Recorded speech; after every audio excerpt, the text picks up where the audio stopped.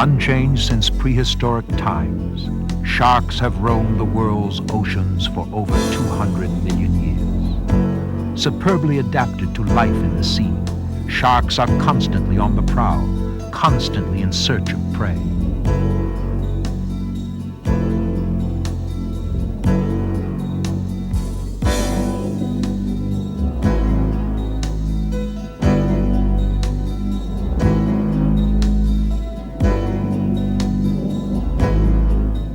Now, two of the world's most experienced underwater photographers, Ron and Valerie Taylor, devise a technique to allow them to study and film sharks at close range. Using Val as bait in their experiment, the Taylors set out to prove that only a few sharks are deadly to man. But when dealing with sharks, the unexpected is normal.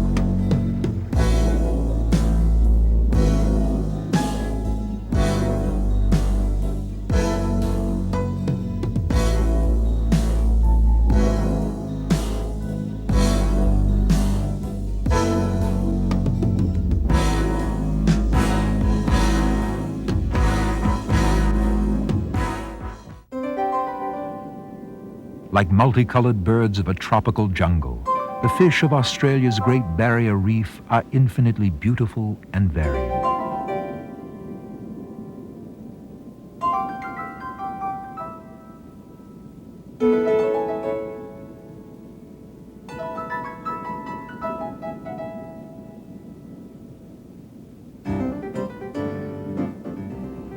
Diving into this world over 20 years ago came underwater photographers, husband and wife, Ron and Valerie Taylor.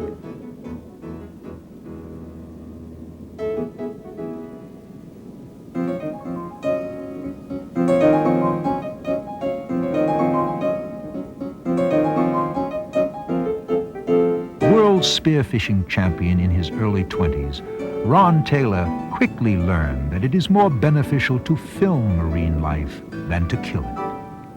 Both Taylors decide to somehow make their living in the sea.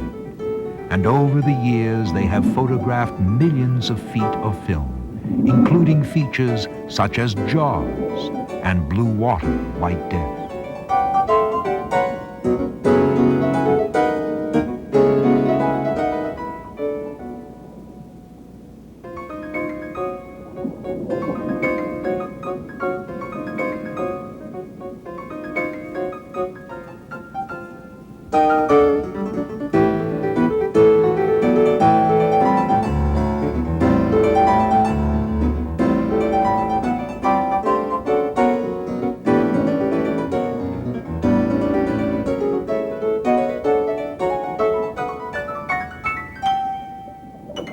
Working together, the Taylors have become superb shark behaviorists, traveling throughout the world to obtain footage of many of the over 100 species.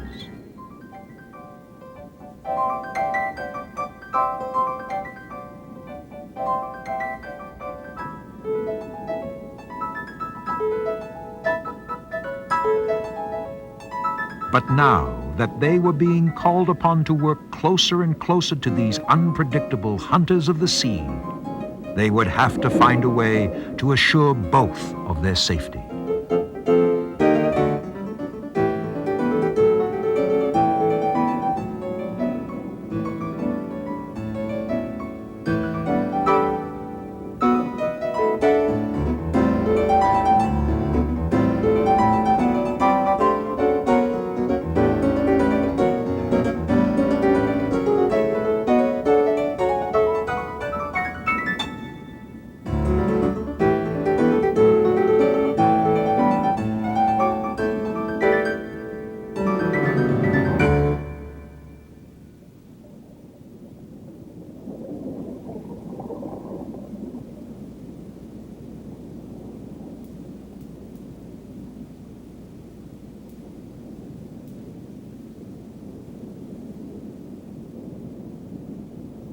Ron searches for methods which will protect them while outside the cage. Always unpredictable. Feeding sharks will strike at anything. Ron and Valerie explain. Valerie and I are working in deep water off the San Diego coast for Alan Landsberg's television series, Amazing Animals. We plan to demonstrate how we can coax the performance out of wild sharks for the movie cameras.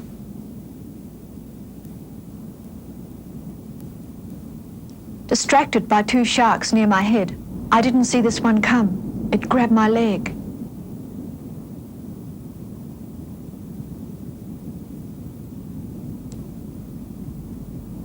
Green blood clouded the water as the white saw teeth withdrew from my flesh. There was no pain, no panic, but I had to get out fast. It was entirely my fault I was attacked. I hold no grudge against sharks and look forward to working with them again.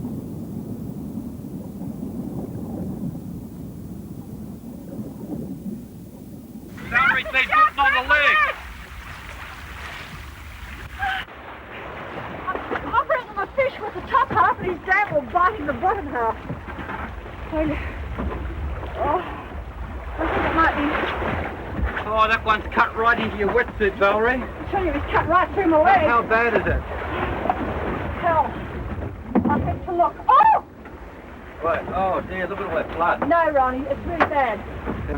There's a lot of blood there. Get this off. Now, just lay down, Valerie. Lay down. Sit down. Lay down. Get your leg up. Somebody ought to get on the horn. Yeah. Get Coast Guard. Tell them we want to go back. We'll just have a You look know, at this I'm first. holding out the fish, watching one shark. We'll just have a look at it first. Oh, wanna you're know? going to be blood, horrified. You're going to be oh, horrified. yeah, it's a bad one. I think you should leave the wetsuit on it. Yeah, that's a bad, Leave it on. bad cut. Yeah, that'll have to be stitched. Mm-hmm. And we work so often with these sharks, and now it happens. I'm going to check. Damn it! Why did he have to do that to me? Oh, that's a bastard nuisance. The rotten, stinking little shark. Really. Protection from the teeth of sharks would require a novel solution. Ron heard of a new material called malite, made from thousands of individually welded tiny stainless steel rings, interwoven into a flexible material. Gloves of malite were being used by butchers to protect their exposed hands from razor-sharp knives. If a complete suit could be made from malite, would it protect a diver from sharks and other deadly creatures of the sea?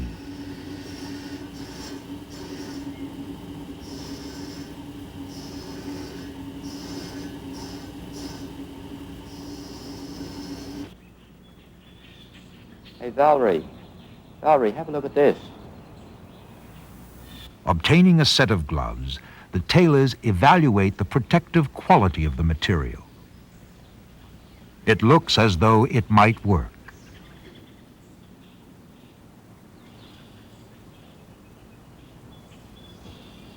Even the sharp-pointed teeth of a mako shark barely penetrate between the rings, and these could be cushioned by the thick rubber wetsuit normally worn during a dive.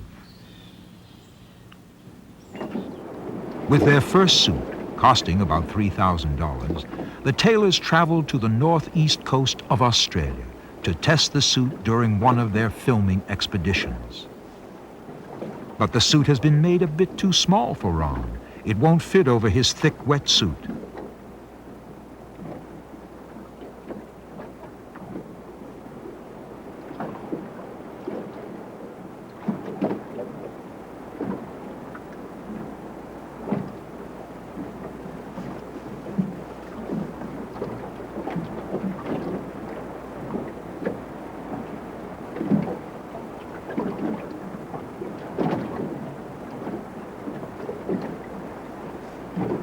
It fits Val loosely.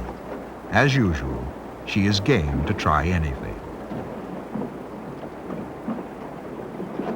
Because of its weight, the suit will take the place of the lead weight belt usually worn to make up for the flotation of the rubber wetsuit. Once in the water, Valerie finds she is properly buoyant. At least for diving, the protective steel mesh works well.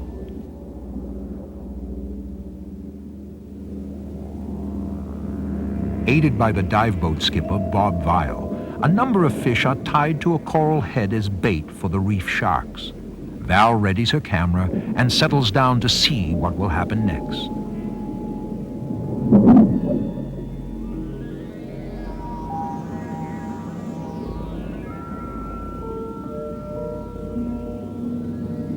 With fresh kill in the water, sharks assemble quickly.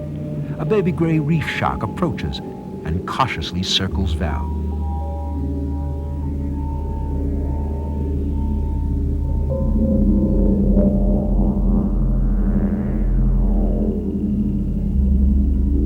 Testing first with lower teeth, it quickly clamps down with top jaw and furiously rotates its body to tear out a piece. Not having the steel mesh gloves, Val pulls her hand into the sleeve of the suit. Fish or finger would be all the same to this aggressive little shark.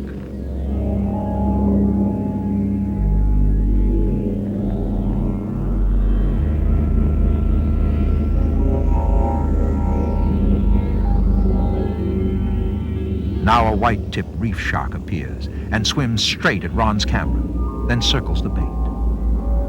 Not usually dangerous to humans, and intent on the bait, the white tip grabs first one and then a second fish.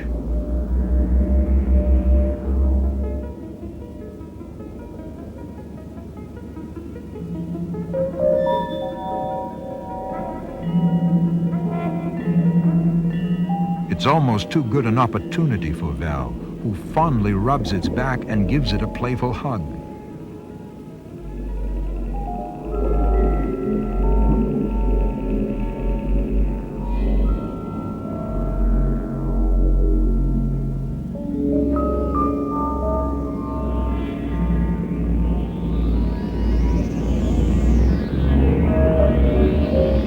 The scissor action of the shark's teeth and jaws are very efficient.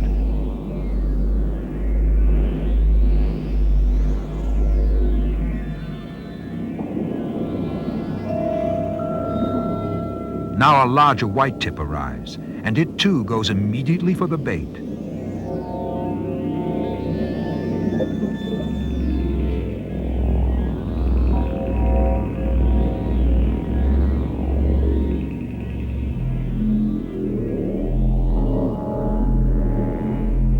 Establishing a firm hold, it furiously rotates its body to twist and tear off the hard backbone of the bait.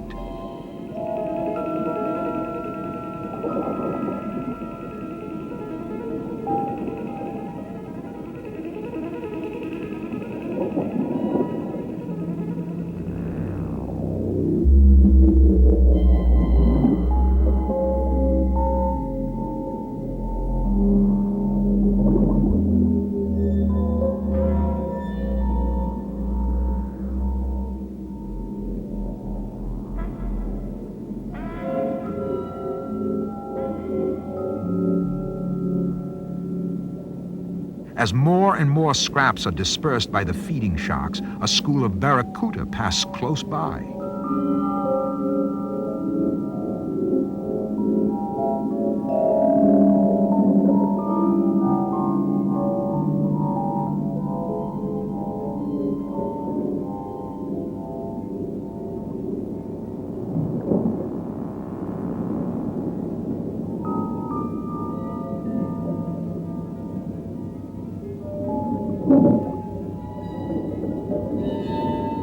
With the violent action of the feeding sharks and with the blood in the water, other sharks are attracted from hundreds of yards away.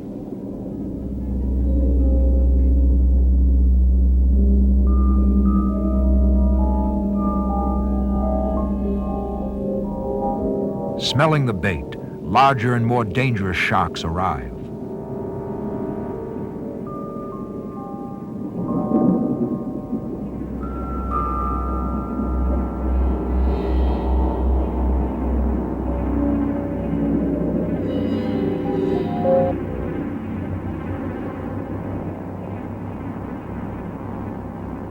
A a group of gray reef sharks are excited into a feeding frenzy. Ron recalls the incident. They are performing well for my camera when suddenly the unexpected. A frenzied shark smashes into the glass filter in front of my lens, forcing the heavy housing back against my face. I was momentarily dazed, not knowing where to point the camera. The shark was not trying to bite. It simply smashed into me with its snout.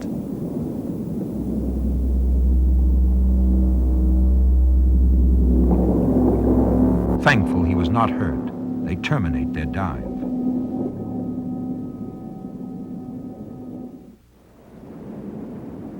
Satisfied with their initial test of the steel mesh suit, Ron and Valerie travel to San Diego, where they will work in open ocean to film blue sharks. Here they are joined by Jeremiah Sullivan, a marine biologist from the Scripps Institute of Oceanography.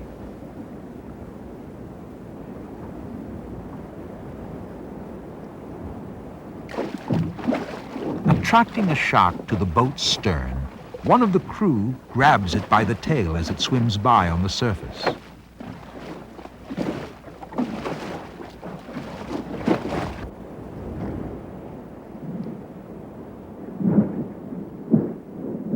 All show proper respect for the razor sharp teeth, even if they are out of their element. Wearing Ron's steel shirt, Jeremiah has added fiberglass reinforcing strips under his sleeve as protection from the crush power of the jaws. Much to his surprise, the shark exerts minimal pressure. It may be quite a different matter when tested underwater.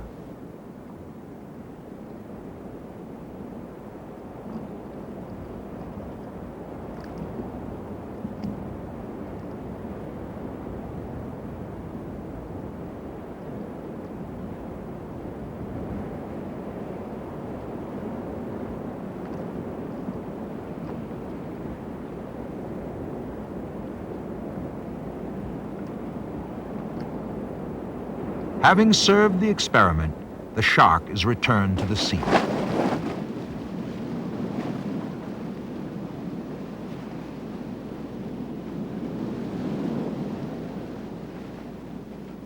Closer inspection shows no damage to the suit. It has passed the test.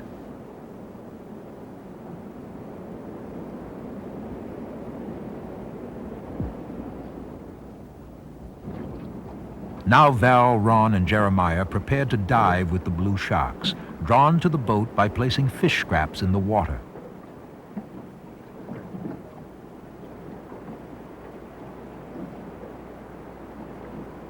Even though only the top half of her mesh suit has been delivered, Val decides to continue their test. Jeremiah wears Ron's full suit.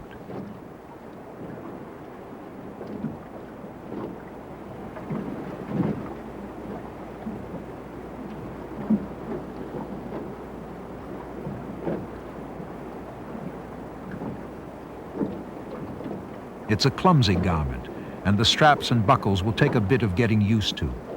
As before, Ron wears only his rubber foam wetsuit, protected by his camera, sometimes a good weapon, and not baited as the others. He feels quite safe.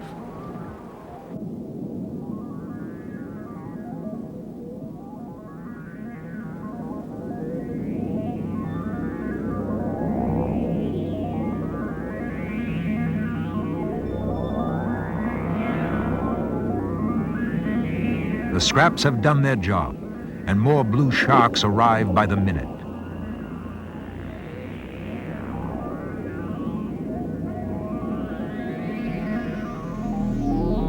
Unprotected from the waist down, Val now has her hands full, attracting sharks with fish, dodging others, and watching out for a sudden hungry intruder from the rear.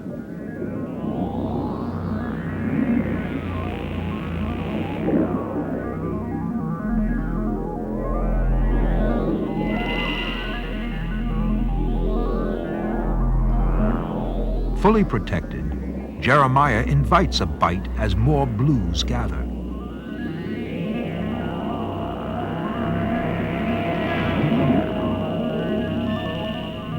Nearer the surface, Val is becoming the center of attention.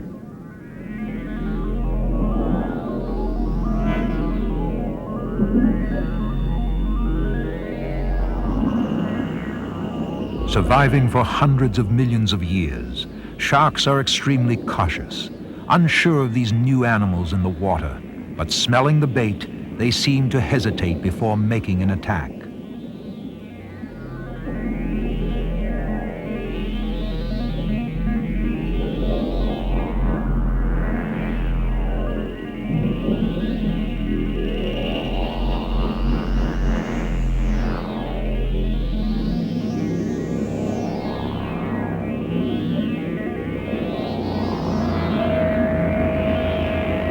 Growing more curious and aggressive, the sharks try to bite Val's body and arm. They come from all sides, some unexpected.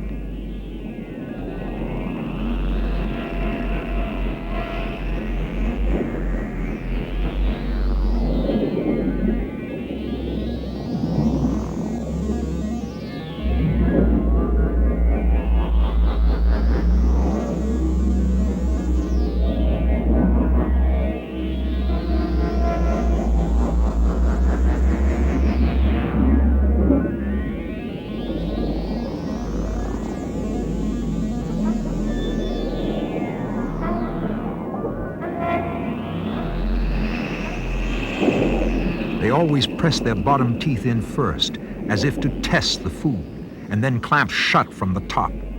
Val's reaction is controlled, but she is barely able to suppress moments of panic as the sharp teeth rake her arm.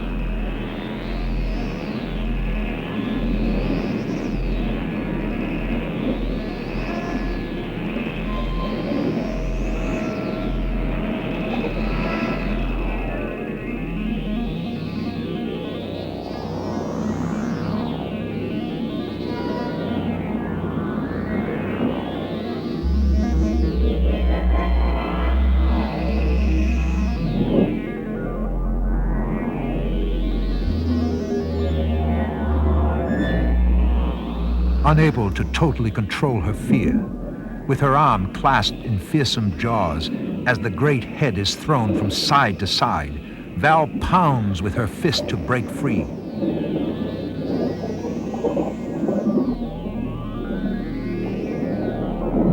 She signals Ron all is okay. The suit holds. Jeremiah, now on the surface, intends to test the pressure power sharks would exert on surface swimmers. Val also takes bait, planning to stay near the surface. She explains. Beneath me, a dozen sharks circle, all larger and far more at home in this environment than I am. Unobserved by watchers on deck, a second shark had hit my backside and continued to bite me even though I twisted away. With relief, I feel Jeremiah lift me bodily from the water. It was a very dangerous moment. For the shark on my arm required my full concentration, and I lost control of myself and the situation.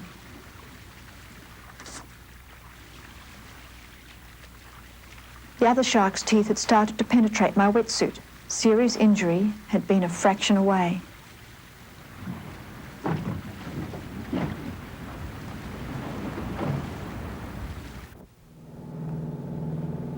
Returning to Australia, the Taylors motor along the Great Barrier Reef, assured of more opportunities to dive with sharks. They also want to determine if the malite will ward off the sharper fangs of deadly sea snakes. Snakes usually flee from divers. Val shakes it, trying to make it defend itself, to bite.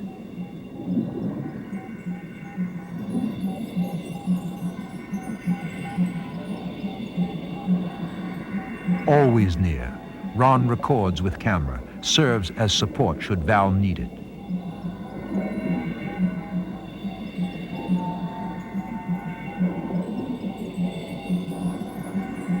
With venom 10 times more deadly than a king cobra, sea snakes have been responsible for hundreds of fatalities in the Western Pacific. But these have been from bites against unarmored divers.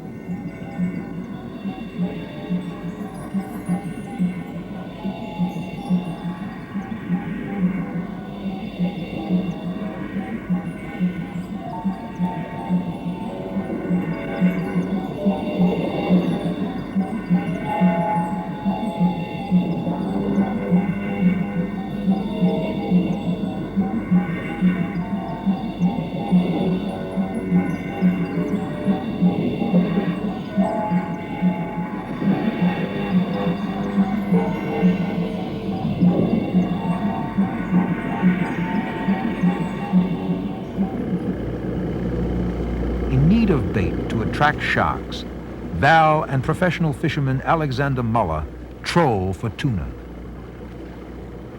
Easily caught in these prolific waters, the tuna will serve as dinner for the crew and bait for the equally hungry sharks.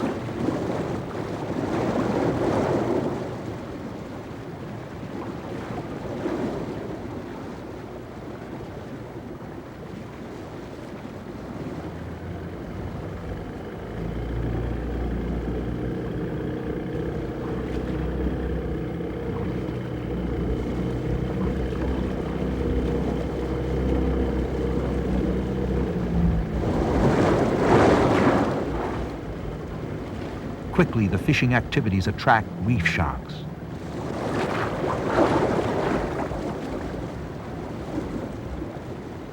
Alexander attaches the bait to a strong wire without any hook. Ron films the frenzy as closely as possible. Sharks stream in from everywhere, dashing madly, snapping at anything. Ron's only protection is quick reflexes and extremely good luck.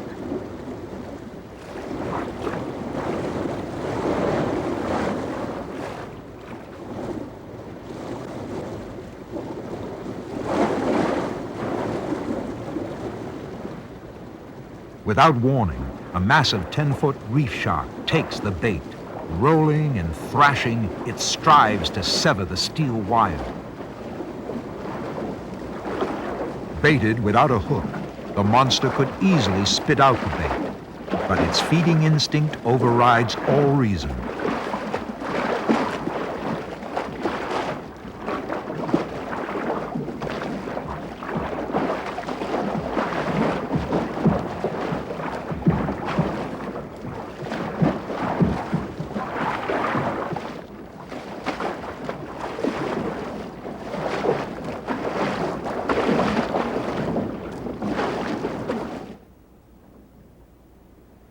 Now clad in a full suit of steel, Val stuffs fillets between the wetsuit and the mesh. I dyed my suit straps red because it looks more colourful. But the smell of all the slimy fish takes away the glamour somewhat. It's all part of a special plan. After our successful experiments with deep water sharks, I am determined to coax the reef predators into attacking. Swimmers and divers have more contact with these faster tropical sharks than most other species.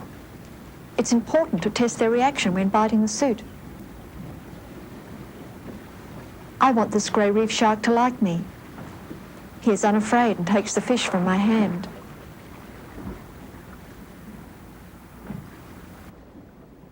Still without a mesh suit, Ron knows from experience that the sharks will be far more interested in Val, smelling of fish, than in him.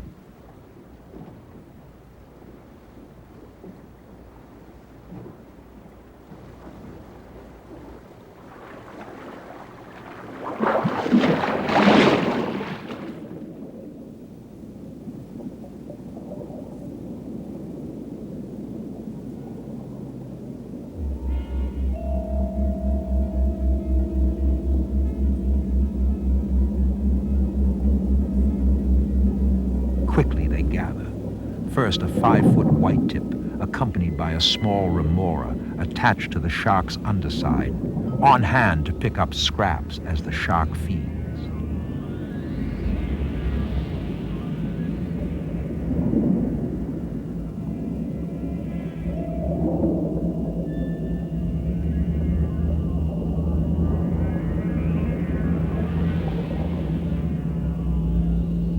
A white tip dives straight for Val, wrenching a whole fish from her grasp.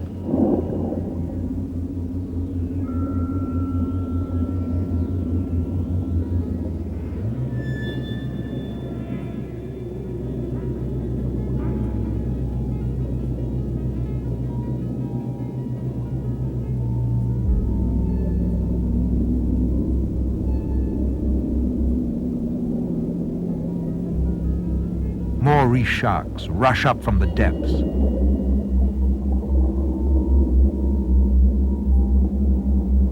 Ron follows close behind a white tip.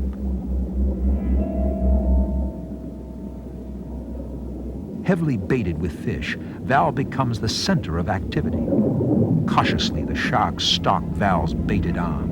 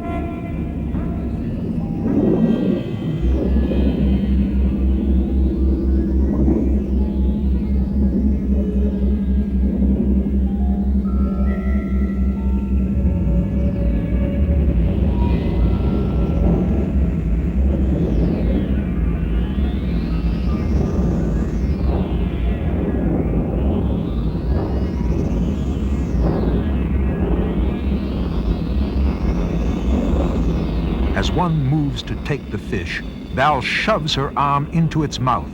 Instead of testing and quickly letting go, this white tip clamps down and starts to shake, pulling Val from her perch.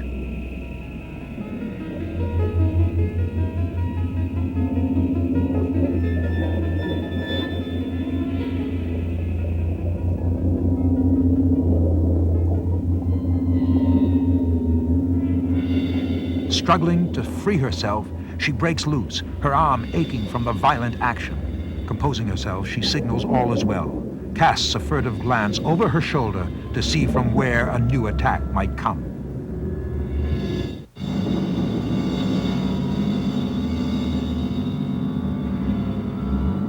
Sensing the bait, the more dangerous gray reef sharks close in, circle cautiously like a pack of wild dogs.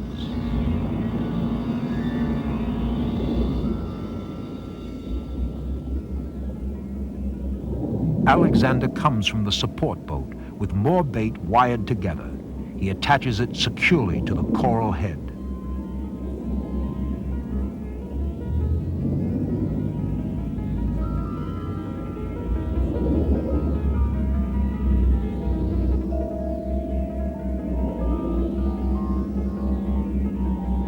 Taking her still camera, Val backs away to record one of nature's most awesome sights. A large school of sharks in a feeding frenzy. Crazed by the smell of blood and excited by the frantic activity around them, the sharks snap at anything, bite each other, coral, whatever.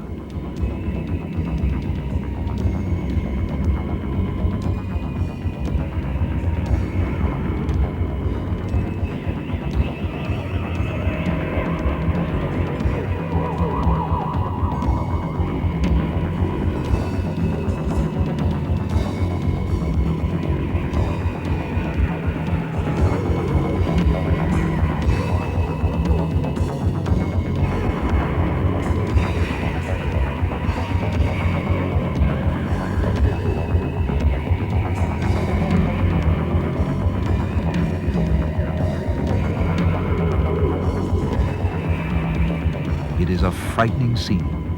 Val takes picture after picture.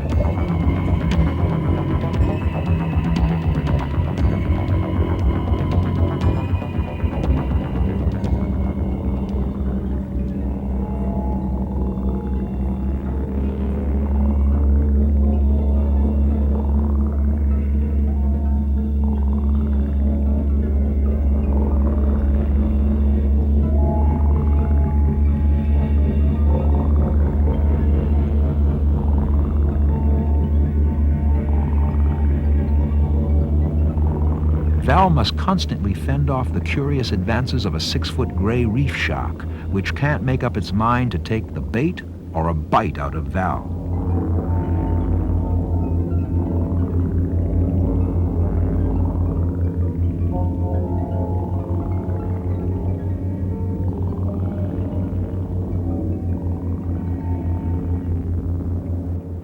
The Taylors, knowing that sharks are attracted to the distress vibrations of a wounded fish, instruct Alexander to take the spear gun below.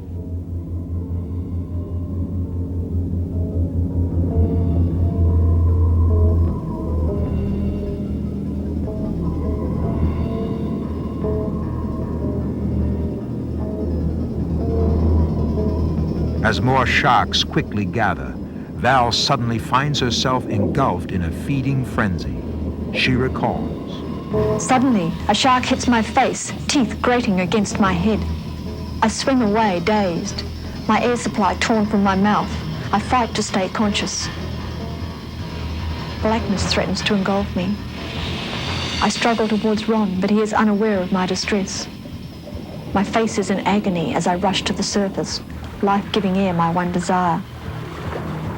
Camera still running, Ron swims to her aid. Dazed, she gasps for air.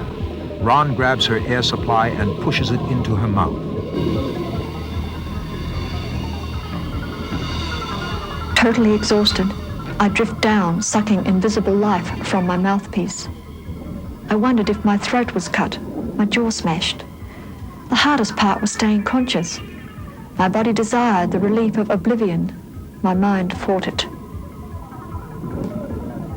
It all happened so fast there was not time to defend myself, or even to be sure of what took place. I become aware of Ron beside me, watching, concerned. There is no fear of sharks. The food is gone, and I offer no substitute. Alex helps me out, for I am still weak and dizzy.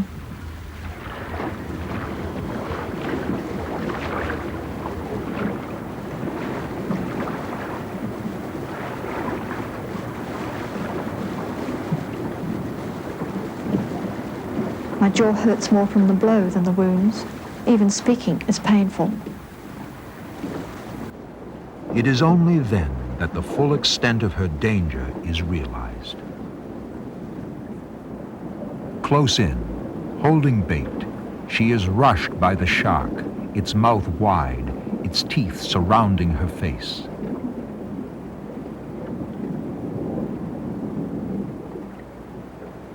In her chin are 4 neat incisions. One tooth broke off and is embedded in her jaw.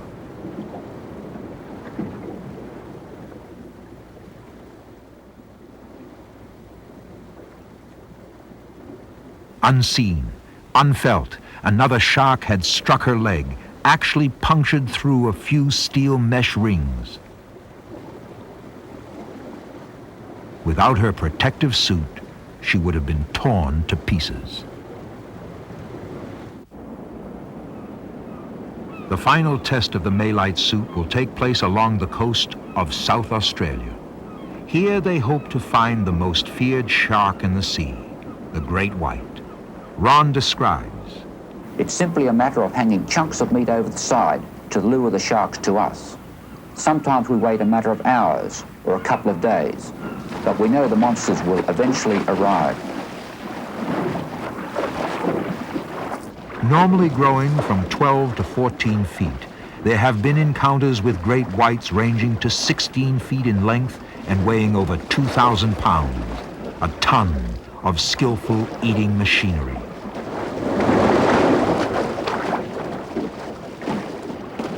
Too dangerous for a test by Val, a dummy is prepared. Even though the malite suit might protect from the sharp teeth, the tailors doubt that anything could survive the crush power of these terrible jaws.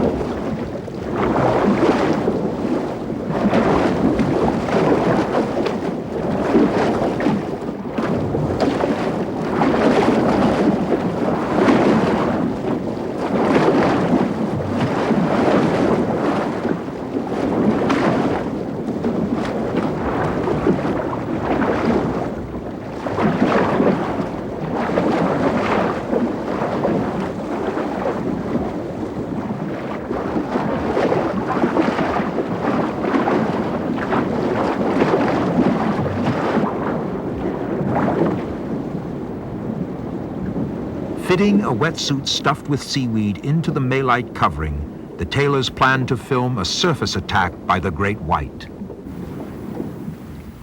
There is no meat inside the suit because it has been our experience that an excited white will bite anything, even iron cages.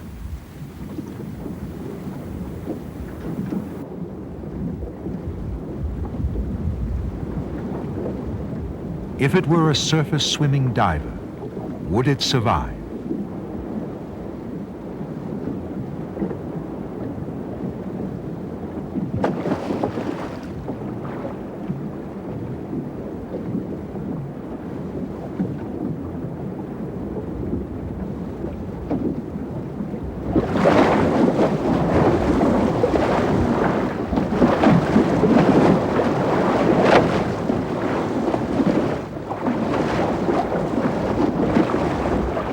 Pulled deep below, the dummy is finally spit out and floats mangled to the surface.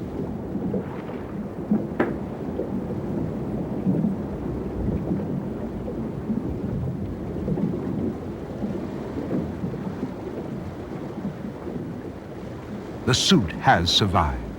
It is doubtful that the diver inside could have.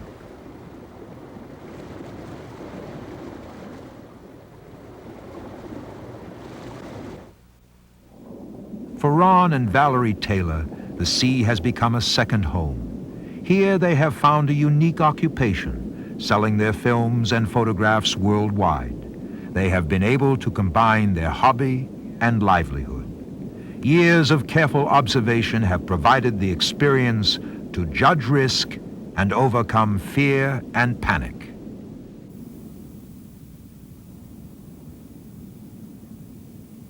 During the 3 years spent making this film, we have learned more about the attack patterns of sharks than during the previous 20 years.